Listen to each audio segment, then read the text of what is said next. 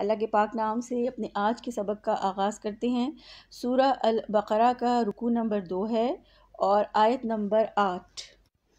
اللہ تعالیٰ فرماتے ہیں وَمِنَ النَّاسِ مَن يَقُولُ آمَنَّا بِاللَّهِ وَبِالْيَوْمِ الْآخِرِ وَمَا هُمْ بِمُؤْمِنِينَ۔ لفظی ترجمہ ہے و اور من سے، الناسی لوگوں، من جو، یقولو کہتے ہیں، آمنا ایمان لائے ہم، باللہ بازر بی پر یا ساتھ، اللہ کے، و اور بالیومی بازر بی پر یوم دن، آخری آخرت کے، و اور ما نہیں، ہم وہ سب، مومنین ایمان لانے والے۔ با محاورہ ترجمہ ہے اور لوگوں میں سے کچھ وہ بھی ہیں جو کہتے ہیں کہ ہم اللہ تعالیٰ اور آخرت کے دن پر ایمان لائے، حالانکہ وہ ہرگز ایمان لانے والے نہیں ہیں۔ اللہ تعالیٰ نے سورہ البقرہ کی ابتدا میں لوگوں کے 3 طبقوں کا تذکرہ کیا ہے، مومنین کا، کفار کا اور منافقین کا۔ سورہ البقرہ کی آیت نمبر 2، 3، 4 اور 5 میں اللہ تعالیٰ نے مومنین کا ذکر کیا ہے، اور آیت نمبر 6 اور 7 میں کفار کا ذکر کیا، اور آیت نمبر 8 سے منافقین کا تذکرہ شروع ہے۔ منافق کون ہوتا ہے؟ سب سے پہلے ہم یہ سمجھتے ہیں، منافق ہوتا ہے 2 چہروں والا انسان، 2 رخا انسان، جس کا ظاہر اور باطن فرق ہوتا ہے، جس کے قول اور فعل میں تضاد ہوتا ہے، جس کی زبان کچھ کہتی ہے لیکن عمل کچھ اور کہتا ہے۔ تو یہاں اس آیت میں رسول اللہ صلی اللہ علیہ وآلہ وسلم کے دور کے مدینہ کے منافقین کی بات ہو رہی ہے، جو صرف زبان سے ایمان کا اظہار کرتے تھے لیکن عملاً اس کا انکار کرتے تھے۔ اللہ تعالیٰ فرماتے ہیں کہ لوگوں میں سے کچھ وہ بھی ہیں جو کہتے ہیں ہم اللہ پر اور آخرت کے دن پر ایمان لے آئے، یعنی زبان سے وہ کہتے تھے کہ ہم اللہ کے رب ہونے پر، اللہ کے الہ ہونے پر ایمان لے آئے، اور یہ کہ اللہ کے سوا کوئی رب نہیں، کوئی معبود نہیں، اور اس کے ساتھ ساتھ آخرت پر بھی ایمان لے آتے تھے ظاہری طور پر، اور کہتے تھے کہ ہم جزا و سزا کے دن کی اور قیامت کے دن کی تصدیق کرتے ہیں۔ لیکن اللہ تعالیٰ کیا فرماتے ہیں؟ وَمَا هُمْ بِمُؤْمِنِينَ، حالانکہ وہ حقیقتاً مومن نہیں ہیں۔ تو اللہ تعالیٰ نے ان کی دل کی چوری کو پکڑ لیا اور رسول اللہ صلی اللہ علیہ وآلہ وسلم کو وحی کے اس ذریعے ہی اطلاع دے دی کہ یہ لوگ ہرگز ایمان لانے والے نہیں ہیں، یعنی زبان سے انہوں نے اسلام قبول کر لیا، ایمان کا اظہار کرتے ہیں، لیکن دل سے یہ ایمان کو نہیں مانتے، دل سے یہ صرف ابھی تک اپنے کفر والوں کے ساتھ ہیں، اور ان کی دلچسپیاں، ان کی سرگرمیاں، ان کا اٹھنا بیٹھنا، ان کی دوستیاں، ان کی رفاقتیں سب غیر مسلموں کے ساتھ ہیں۔ منافق کے بارے میں یہ ذہن میں رکھیں کہ جہاں جہاں منافق کا ذکر آئے گا اس سے مراد مسلمان ہیں، یعنی منافق کافر نہیں ہوتا، منافق وہ ہے جو اسلام قبول کر چکا، جو کلمہ پڑھ چکا، جو اللہ تعالیٰ کے معبود واحد ہونے کا یقین کر چکا، جو رسول اللہ صلی اللہ علیہ وآلہ وسلم کی آخری نبی ہونے کا اور آپ صلی اللہ علیہ وسلم کی لائی ہوئی شریعت پر ایمان لا چکا، لیکن زبانی دل سے ایمان نہیں لایا۔ اسی طرح ایک حدیث میں اللہ کے رسول صلی اللہ علیہ وآلہ وسلم نے منافق کی 3 نشانیاں بیان فرمائی ہیں۔ آپ نے فرمایا کہ منافق وہ ہے کہ جب بات کرے تو جھوٹ بولے، نمبر 2 جب اس کے پاس امانت رکھوائی جائے تو وہ اس میں خیانت کرے، اور نمبر 3 جب وعدہ کرے تو وعدہ خلافی کرے۔ اسی طرح ایک اور روایت میں آتا ہے منافق کی 4تھی نشانی کہ جب وہ لڑے تو بیہودہ گوئی کرے یا گالی گلوچ پہ اتر آئے۔ تو اس آیت اور اس حدیث کی روشنی میں ہم اپنا بھی احتساب کرتے ہیں، اپنا جائزہ لیتے ہیں تاکہ ہماری بھی اصلاح ہو سکے۔ اس حدیث کے مطابق ہر دور میں منافق اور مومن کی پہچان اسی کسوٹی کے ذریعے ہوگی، یعنی منافق کی ان 4 نشانیوں کے ذریعے، کیونکہ جب عموماً ہم قرآن پاک میں اللہ کی آیات میں منافقین کا ذکر پڑھتے ہیں تو ہم سمجھتے ہیں کہ شاید یہ رسول اللہ صلی اللہ علیہ وآلہ وسلم کے دور کے منافقی کی بات ہے، ہماری نہیں،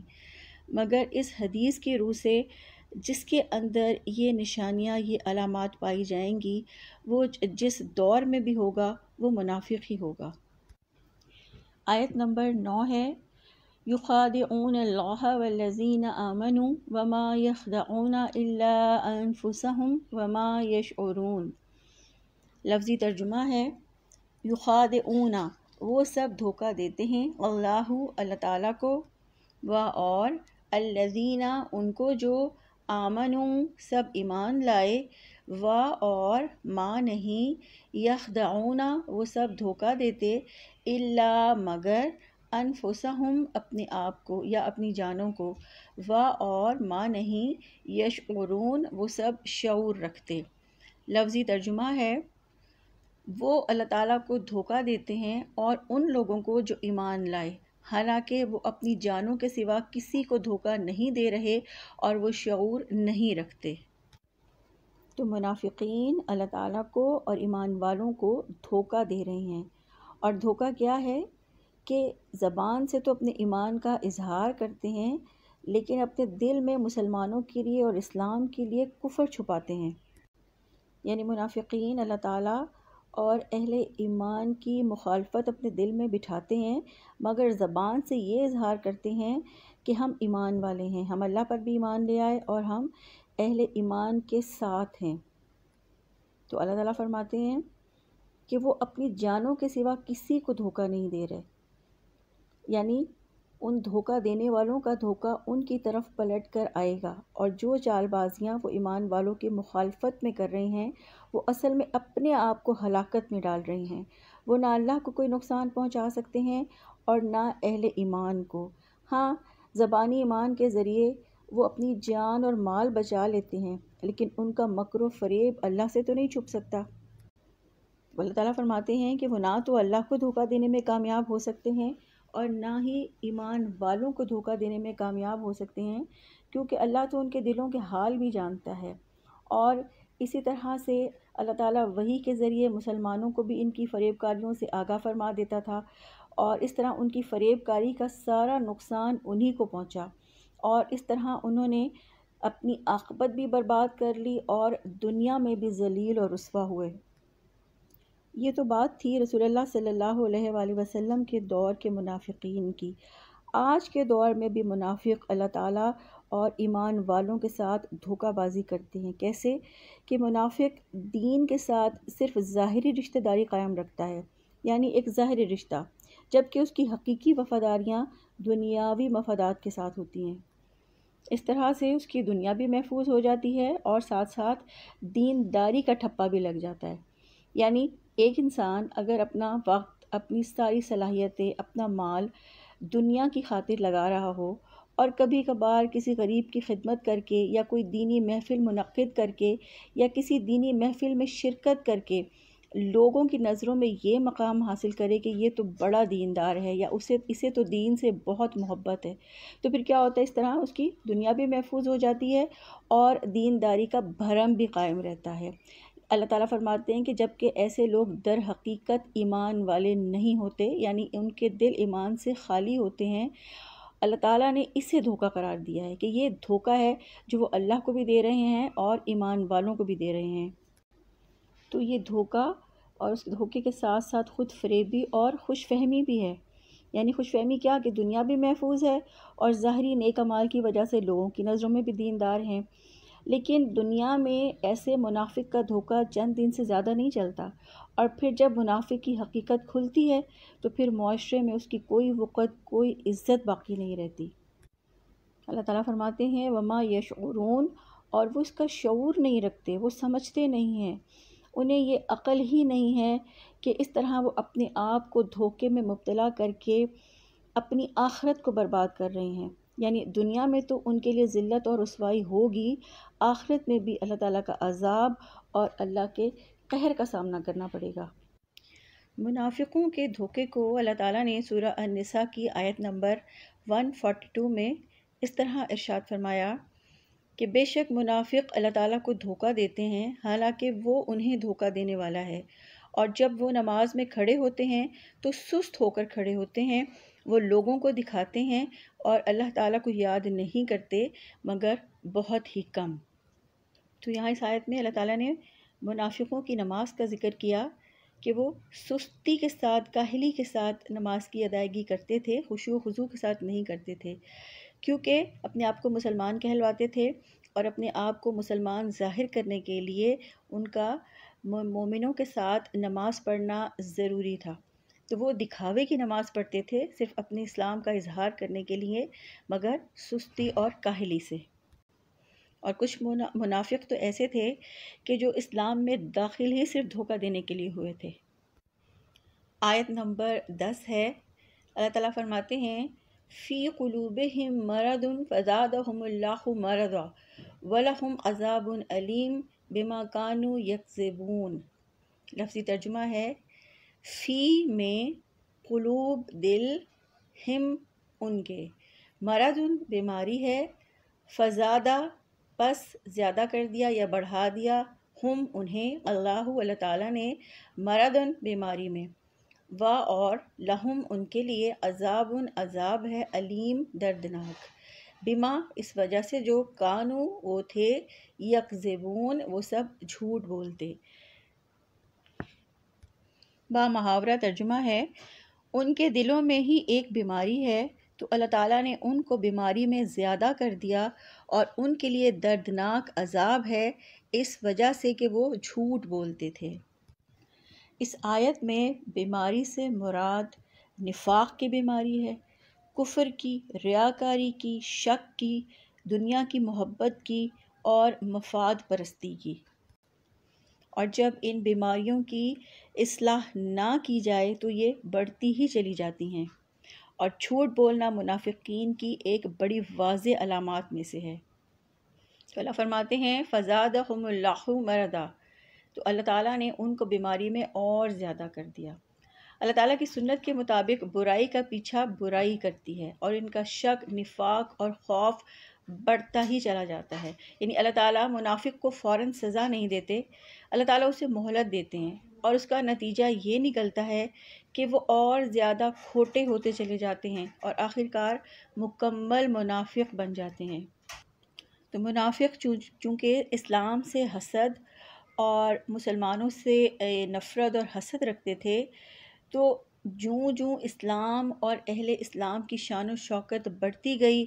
ان کا نفاق بھی بڑھتا گیا، اسلام سے، مسلمانوں سے ان کا حسد، ان کی نفرت میں بھی اضافہ ہوتا چلا گیا۔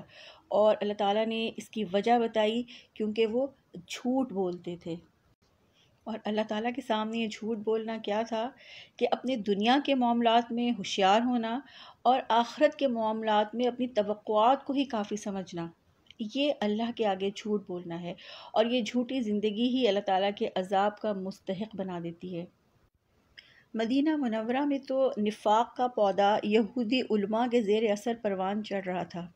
اور مدینہ میں منافقین کی اکثریت تھی، اور وہ کیا کرتے تھے کہ اپنے اوپر اسلام کا لیبل لگا کے اپنی مرضی کی زندگی گزارتے تھے، یعنی دین کے احکامات پر عمل کرنا ضروری خیال نہیں کرتے تھے، جہاد سے جی چراتے تھے، اور رسول اللہ صلی اللہ علیہ وآلہ وسلم کے پاس آ کے جہاد سے بچنے کے لیے جھوٹے عذر تراشتے تھے۔ تو اگر ہم اپنا جائزہ لیں تو کیا ہم بھی ایسا نہیں کر رہے کہ ہم مسلمان کیوں ہیں؟ کیونکہ ہم مسلمان گھرانے میں پیدا ہوئے، اور ہم اسی طرح اپنے اوپر اسلام کا لیبل لگا کر اپنی مرضی کی زندگی گزار رہے ہیں، یعنی قرآن و سنت سے ہٹ کے اپنی مرضی، اپنی خواہش نفس کے مطابق جی رہے ہیں، تو یہ نفاق ہے۔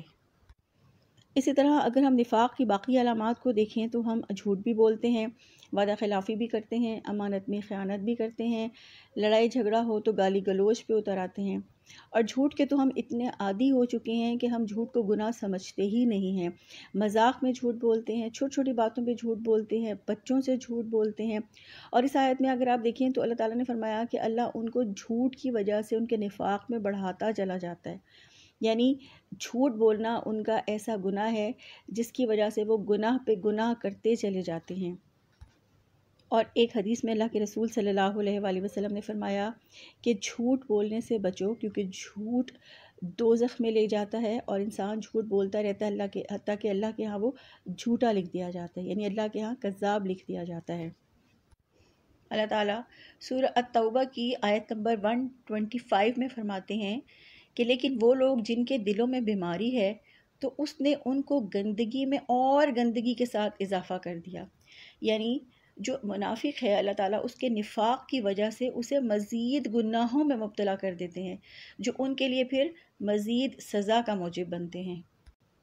تو اللہ تعالیٰ نے قرآن پاک میں ایمان والوں کو تو ان کا نام لے کر مخاطب کیا ہے، یا ایھا الذین آمنو، کہ اے لوگو جو ایمان لائے ہو، لیکن پورے قرآن میں اللہ نے منافق کو کہیں نام لے کر خطاب نہیں کیا۔ لیکن یہ سمجھ لیں کہ اللہ تعالیٰ نے منافق کے کردار کا ایسا نقشہ کھینچا ہے کہ اگر ہم غور کریں تو ہمیں سمجھ میں آ جاتا ہے کہ یہ کردار کس پر چسپاں ہو سکتا ہے یا کون اس میں فٹ بیٹھتا ہے۔